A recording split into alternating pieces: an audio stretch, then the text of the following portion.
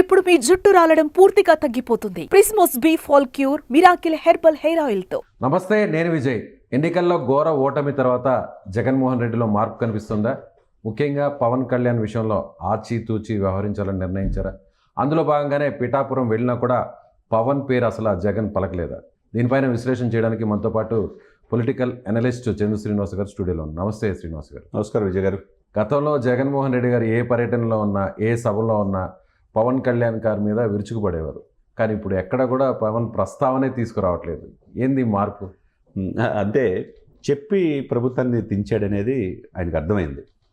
ఆయన ఎప్పుడు కూడా వ్యక్తిగత దోషులకే పరిమితం అయ్యారే తప్పితే ఆయన గురించి, ఆయన దూరదృష్టి గురించి, ఆయనకున్న జాతీయ భావజాలం గురించి, జాతీయ స్థాయిలో అనుకున్న పరిచయాల గురించి చాలా తక్కువ అంచనా వేశారు. ఏది వైసీపీ అగ్రనాయకుడు జగన్మోహన్ రెడ్డి గారితో పాటు వాళ్ళ మంత్రులు కావచ్చు, ఎమ్మెల్యేలు కావచ్చు, క్యాడర్ కావచ్చు. అయితే ప్రతిదానికి కూడా వ్యక్తిగత విమర్శలు చేస్తే అది ఈ రాజకీయాలు ఎందుకు వచ్చామనే బాధతో రాజకీయాల నుంచి వెళ్ళిపోవచ్చు అనుకున్నారు. ఆయన వచ్చింది ఏదో సాధించడానికి, ఆ పీఠం మీద కూర్చోడానికి తప్పితే ఏదో వచ్చి వెళ్ళిపోవడానికి కాదు. చంద్రబాబు నాయుడు గారు ఆ రోజున అనుభవం ఉన్న వ్యక్తి అని చెప్పేసి 2014లో ఆయన సీఎం అవడానికి కారణమైన వ్యక్తిని పవన్ కళ్యాణ్ గారు. 2019లో విడిగా పోటీ చేశారు కాబట్టి అవకాశం జగన్మోహన్ రెడ్డి గారికి వచ్చింది. ఓట్ షేరింగ్ కూడా చీలిపోయింది.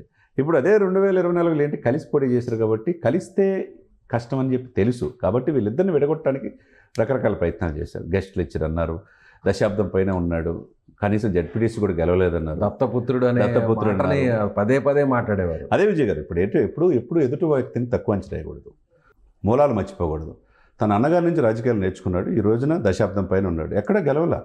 దత్తపుత్రుడు మీరు అన్నట్టు ప్యాకేజ్ స్టార్ అన్నారు, మ్యారేజ్ స్టార్ అన్నారు, 4 పెళ్ళిళ్ళు అన్నారు. పెళ్లిళ్ళ విషయంలో పదే ప్రస్తావించేవారు. అది పెళ్ళిళ్ళు ఎవరు మాట్లాడితే జోగి రమేష్ గారు మాట్లాడితే ఆయన మంత్రి పదవి వచ్చింది. ఆయన ఎంత విమర్శిస్తే అంత వాళ్ళకి మంచి పదవులు వస్తాయి. అదే అనుకున్నారు తప్పితే ఆయనకున్న దూరదృష్టిని ఆలోచించలా. ఆయన ఈ రోజున చెప్పి తాడేపల్లిగూడెం సభలో చూడండి, జగన్ నిన్ను గద్దె దించకపోతే నా పేరు పవన్ కళ్యాణ్ కాదు, నా పార్టీ జనసేన కాదన్నాడు. చేసి చూపించాడు. ఇంత ఆవేశం ఏందని మనం అనుకున్నాం. ఆ తర్వాత ఉభయ గోదావరి జిల్లాలో వరాహ యాత్రలో ఏమన్నారు? ఈ 2 జిల్లాల్లో 0కే పరిమితం చేస్తున్నాడు. చేసి చూపించాడు కదా. ఏం చేసినా ఒకటి అంటే విజన్ ఉండాలి సార్, మార్గదర్శనం ఉండాలి, దిశ ఉండాలి. నాయకత్వ లక్షణాలు అంటే ఏంటంటే కమిట్మెంట్, డెడికేషన్, డిటర్మినేషన్. ఈ 3 ఉంటే నాయకుడిగా సక్సెస్ అవుతాడు. కాబట్టి దేశ ప్రధాని మోడీ గారే ఈయన పవన్ కాదు ఇక్కడ ఉందా తుఫాన్ అంటున్నాడంటే ప్రపంచ దేశాలు మెచ్చే మోదీ గారే పవన్ కళ్యాణ్ పొగట్టం అంటే ట్విట్టర్లో ఆయన ఫాలో అయ్యి ట్విట్టర్లో ఒకనొక సమయంలో మోదీ గారు దాటారు అంటే పవన్ కళ్యాణ్ గారికి ఉన్న విజన్ ఏంటి అనేది అర్థం చేసుకోవాలి. కాబట్టి తప్పు జరిగిపోయింది. 151 సీట్లకి ఇదైతే కనీసం అసెంబ్లీ గేటు కూడా దాటనివని చెప్పన్నాం. గేటు దాటం కాదు, 21 మంది ఎమ్మెల్యేలు గెలిచారు, 2 ఎంపీలు గెలిచారు. గెలిచి హుందాగా డిప్యూటీ సీఎంగా ముఖ్యమంత్రితో సరి సమానంగా సహ ముఖ్యమంత్రిగా ఉన్నాడు. అంటే దాన్ని బట్టి అర్థం చేసుకోవచ్చు. 100 రోజులు కూడా కాల, రేపు 20వ తారీఖు 100 రోజులు అండి.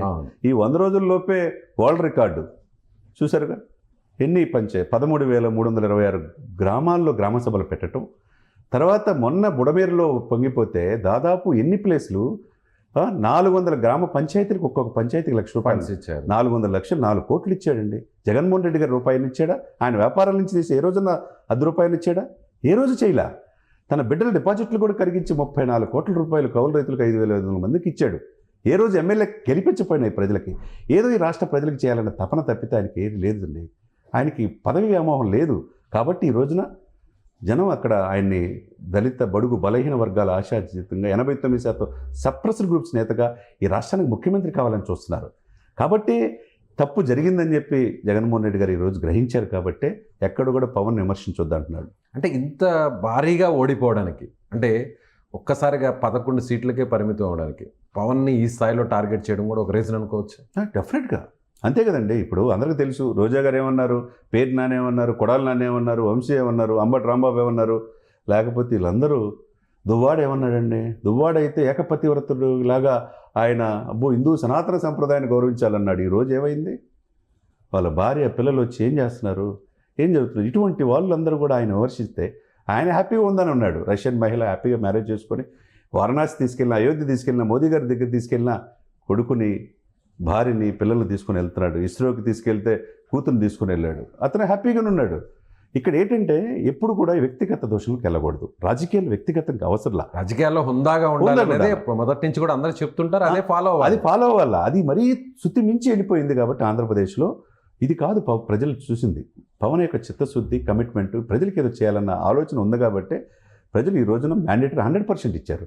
ఈరోజు 100% ఇవ్వటమే కాదు సార్ విజయ్ గారు, ఈ యొక్క మ్యాండేట్ ఇక్కడ గెలిచిన 21 ఎంపీలు కూడా కేంద్ర ప్రభుత్వంలో హ్యాట్రిక్ పీఎంగా మోడీ గారు అవడానికి కారణమైందంటే ఈ దేశంలో మోడీ గారిని ఆ సీట్లో కూర్చోబెట్టడానికి కూడా పవన్ కళ్యాణ్ గారు సహకరించాడు. దాన్ని బట్టి మనం అర్థం చేసుకోవాలి ఆయన యొక్క దూరదృష్టి, దార్శనికత. కాబట్టి మేము తప్పు చేసాం, పవన్ కళ్యాణ్ పట్ల అట్లా మాట్లాడకుండా ఉండాల్సిందని. మొన్న పిన్నెల్లి బయటకు వచ్చినప్పుడు ఆ జైలు దగ్గరికి వెళ్ళినప్పుడు మాట్లాడలా, ఆ తర్వాత గుంటూరులో నందిగం సురేష్ అరెస్ట్ అయినప్పుడు పరామర్శించినప్పుడు మాట్లాడలా, లేకపోతే వరదలు వెళ్ళినప్పుడు మాట్లాడలా, నిన్నగాక మొన్న పిఠాపురం వెళ్ళినప్పుడు కూడా పవన్ కళ్యాణ్ నియోజకవర్గానికి వెళ్ళినా కూడా అక్కడ కూడా ప్రస్తావించలేదు. మరి పిఠాపురం కూడా వెళ్ళినప్పుడు పిఠాపురం వెళ్ళాడు కదా, సాక్షాత్ ఓడించమని చెప్పన్నారు కదా, గంగా గీత గారు గెలిస్తే డిప్యూటీ సీఎం చేస్తున్నారు కదా, ఎందుకు ఆ ప్రజలు చేయలా?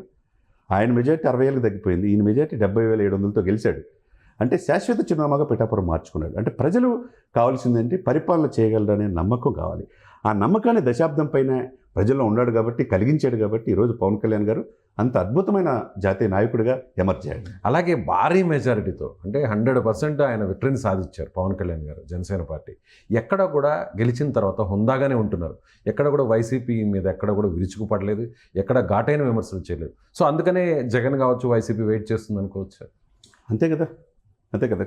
చాలా ఓర్పు చెప్పాడు. అంటే ఎలక్షన్ ముందు మాట్లాడినంతగా ఎలక్షన్ రిజల్ట్ వచ్చిన తర్వాత ఎక్కడ కూడా నాకు కక్షలు కార్పణాలు లేవు, జగన్ నాకు వ్యక్తిగత విభేదాలు, నాకు ఎటువంటి వ్యాపార సంబంధాలు లేవు, నా దగ్గర నాకు పాలసీ పాయింట్ ఆఫ్ వ్యూలో మాట్లాడిన విధానం అని చెప్పాడు. ఎక్కడ కూడా మీరు కూడా లైన్ దాటొద్దని జనసేన క్యాడర్ కూడా చెప్పాడు. చూడండి ఈ క్యాడర్లో ఈ 3 నెలల పరిపాలన అంటే ఎన్నికల టైంలో ఉన్నటువంటి ఆ యుద్ధ వాతావరణం, మాటల యుద్ధం ఎక్కడా కనపడలేదు. అది లౌక్యం, స్థిత ప్రజ్ఞత అంటారు దాన్ని. ఆ లౌక్యం నేర్చుకున్నారు కాబట్టి ఈ రోజున ఆ స్థానంలో ఉన్నాడు. ఎక్కడ విమర్శించట్లేదే, ఎక్కడ ఒకే ఇదిలో ఉన్నాడు. క్యాడర్ కూడా ఒక దశ చెప్పాడే. ఈ 100 రోజుల్లో ఎక్కడైనా జనసేన కార్యకర్తలు వైసీపీ మీద ఇన్సిడెంట్ జరిగినప్పుడు చూసారా మీరు?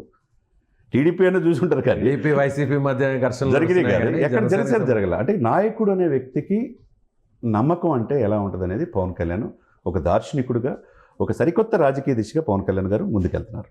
సో ఇది వైసీపీలో వచ్చినటువంటి మార్పే అనుకోవచ్చా? డెఫినెట్ అంతే కదా. మనం తప్పులు ఏం చేసాం తప్పు, ఇంకా డ్యామేజ్ అవుతాం, ఇంకా చులకన అవుతాం. ప్రజల దగ్గరికి వెళ్ళిన కేతిరెడ్డి గారు చూసారు, ప్రతిరోజు కారు వేసుకుని వెళ్ళి ప్రజలు ప్రతి ఇంటింటికి తిరిగాడు. ఆయన ఓడిపోతారని ఎవరు అనుకోలే.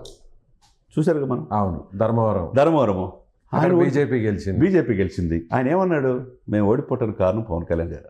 పవన్ కళ్యాణ్ గారిని అలా దూషించకూడదు, వ్యక్తిగతంగా వెళ్ళాం, మా పార్టీ లైన్ తప్పిందని చెప్పేసి ఒప్పుకున్నాడు. అట్లా జక్కంపూడి రాజా ఒప్పుకున్నాడు. లేకపోతే ఇంకొకళ్ళు పేరు నాని కావచ్చు ఇంటర్వ్యూలో చెప్పారు. అంటే క్యాడర్ని దూరం చేసుకోవటం, క్యాడర్కి ఇది కాదు, ప్రజలకి ఇది కాదు కావచ్చు. ప్రజలకి ఏం కావాలి, నువ్వు సుపరిపాలన ఇస్తాను, స్పెషల్ స్టేటస్ ఇస్తాను, 22 మంది ఎంపీలు ఇస్తే ఎవరు జాతీయ స్థాయిలో ఎవరు ప్రధానమంత్రి అయినా మెడలు ఉంచుతాను, 22 మంది ఎంపీలు ఇస్తే ఎందుకు మెడలు ఉంచాలా 5 సంవత్సరాల్లో? ఎందుకు ఆంధ్రుల జీవనాడి పోలవరం పూర్తి చేయలేకపోయావు? ఎందుకు జాబ్ క్యాలెండర్ తీసుకురాలేకపోయావు? ఎందుకు రోడ్లు లేవు? మద్యపాన నిషేధం సంపూర్ణ దిశగా ఎలక్షన్కి వెళ్తానని ఎందుకు వెళ్ళలేకపోయావు? ఇవన్నీ లేనప్పుడు ప్రజలకి సంక్షేమం మాటను మీరు లక్షలు బటన్ నొక్కామంటే అభివృద్ధిని మర్చిపోతే, సంక్షేమ అభివృద్ధి 2 లేకపోతే, ఇప్పుడు సంక్షేమ అభివృద్ధి 2 కళ్ళు మాయని చెప్పి పవన్ కళ్యాణ్ గారు, చంద్రబాబు గారు చెప్పారు కాబట్టి ప్రజలు నమ్మారు. కాబట్టి ఈరోజు 121 ఎమ్మెల్యే సీట్లతో మంచి మెజార్టీతో. అప్పట్లో ఒక పెద్ద వెపన్ లాగా ముద్రగడ పద్మనాభం గారిని తీసుకొచ్చింది వైసీపీ. సో ప్రతిరోజు లేఖలు రాయడం, ఆయన మీద విమర్శలు గుప్పించడం జరిగింది. పేరు మార్చుకుంటాను గెలిస్తే అని కూడా ఆయన మార్చుకున్నాడు, పేరును కూడా మార్చుకున్నారు. సో ఇదంతా కూడా ఒక మిస్ఫైర్ అనుకోవచ్చా? అంతే కదండి. ఇప్పుడు అన్ని వైపులా అన్ని అస్త్రశస్త్రాలు చూశారు. వీళ్ళ భార్యల గురించి చెప్పారు, ఫ్యామిలీ గురించి చెప్పారు. మెగా ఫ్యామిలీ ఇప్పుడు వరదల్లో 8.5 కోట్లు ఇచ్చింది.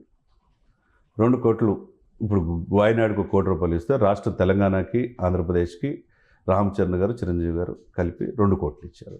వ్యక్తిగతంగా ఈయన 2 కోట్లు ఆ రాష్ట్రానికి, ఈ రాష్ట్రానికి పవన్ కళ్యాణ్ గారు ఇచ్చి 4 కోట్లు మళ్ళీ 400 పంచాయతీలకు ఇచ్చాడంటే 8,25,00,000 వీళ్ళ ఫ్యామిలీ ఇచ్చారు. జగన్మోహన్ రెడ్డి గారు ఏమి ఇచ్చారు చెప్పండి సార్? విజయ్ గారు ₹1 ఆయన సొంత కంపెనీని కానిచ్చి, సొంత వ్యాపార సంస్థల నుంచి కానీ ఇచ్చాడు. ఈ దేశంలోనే అత్యంత ఆదాయం ఉన్న ఎమ్మెల్యేగా, ముఖ్యమంత్రిగా ఎలక్షన్ అఫిడవిట్లో కూడా చూపించారు ఆయన. ఇప్పుడు పార్టీ నుంచి ₹1 ప్రకటించారు, ఇంతవరకు ఆ ₹1 కూడా ఇవ్వాల, ఎక్కడ చెక్ కానీ ఎక్కడ ఎక్కడ కూడా చెక్ లేదు. ప్రభుత్వానికి కాబట్టి చేరింది ఇక్కడ కూడా దీన్ని లేదు. బట్టే ప్రజలు చూస్తున్నారు. ప్రజలుగా చాలా తెలియగలరు. అల్టిమేట్గా ఓటర్ చాలా తెలియగలడు. ఓటర్ కావాల్సింది నువ్వు ఎంత ఇచ్చినా, ఎంత బటన్ నొక్కినా, ఎన్ని లక్షల కోట్లు ఇచ్చినా, ఏం చేసామనేది 5 సంవత్సరాలు మీ పరిపాలన గురించి చూస్తే, మంచిగా చేస్తే ఇంకో 5 సంవత్సరాలు ఇస్తారు. అలాగే మీరు అన్నట్టు ఈ డొనేషన్స్ సంబంధించి కూడా, ఫ్లడ్స్ సంబంధించి కూడా పవన్ కళ్యాణ్ ఒక చురక అంటించారు వైసీపీ వారికి. ఇంతసేపటికి విమర్శలు గుప్పించడం కాదు, ఏ వైసీపీ నాయకుడన్నా ముందు కూడా మీరు కూడా రండి, మీరు కూడా మీ జేబుల నుంచి తీసి ఖర్చు పెట్టండి, విరాళాలు ఇవ్వండి అని చెప్పి చురకలు అంటించారు. డెఫినెట్గా ఆయన చూసి నాయకుడు అనేవాడు ఎట్లుండాలంటే, నాయకుడిని చూసి మిగతా క్యాడర్ కూడా తేవాలి. పంచాయతీరాజ్, అటవీ శాఖ, సైన్స్ అండ్ టెక్నాలజీ, తర్వాత ఇన్ని శాఖలు ఉన్నాయి కదా, ఈ శాఖల్లో ఆయన ఎప్పుడైతే డొనేట్ చేశాడో వెంటనే 14,85,00,000 ఇచ్చారు. ఎప్పుడు ఇటువంటి 2 దశాబ్దాలు ఇటువంటి డిప్యూటీ సీఎం గారిని చూడలేదు, మంత్రిని చూడలేదు. ప్రతి దాని మీద ఒక పూర్తి అవగాహన ఉన్నది. ఆయన చూసి ఇన్స్పిరేషన్తో మేము ఇచ్చామన్నారు. 14,25,00,000. తర్వాత 8 కోట్లు పంచాయతీరాజ్ సర్పంచుల సంఘం వీళ్ళందరూ కూడా ఇచ్చారు. అంటే చంద్రబాబు నాయుడు గారిని చూసి వాళ్ళకు వేతనం కూడా వాళ్ళ 120 కోట్లు ఇచ్చారు. ఏది ఏపీ ఎన్జిఓస్.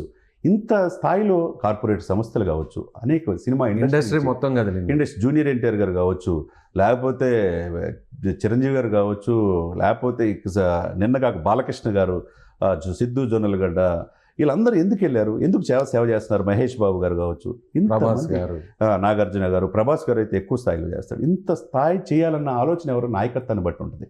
కాబట్టి ఇక్కడ నాయకుడు అనే 4.5 దశాబ్దాల అనుభవం చంద్రబాబు నాయుడు గారిది, పోరాట పట్టిమ పవన్ కళ్యాణ్ది. ఈ 2 చూసి వీళ్ళతో అనవసరంగా పెట్టుకున్నామే, వీళ్ళని అనవసరంగా అన్నామే అనే భావనలో వాళ్ళు కలిగింది. కాబట్టి ఆ 5తో చంద్రబాబు నాయుడు గారు, లోకేష్ గారిని విమర్శిస్తున్నారు కానీ పవన్ కళ్యాణ్ విమర్శించే ధైర్యం చేయలేకపోతున్నారు అంతే. Right sir.